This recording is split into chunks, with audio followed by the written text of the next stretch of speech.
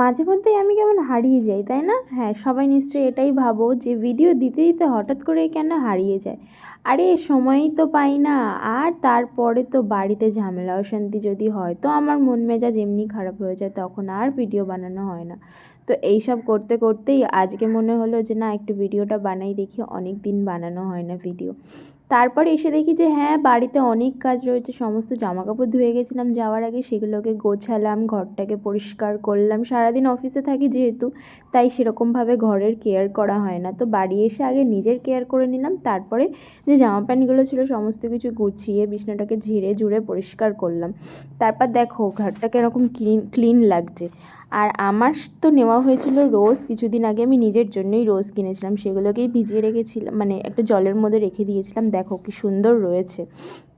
আর তারপর বানালাম চাউমিন। কেমন হয়েছে সবাই অবশ্যই কিন্তু জানিও, আর ভালো লাগলে অবশ্যই সাবস্ক্রাইব।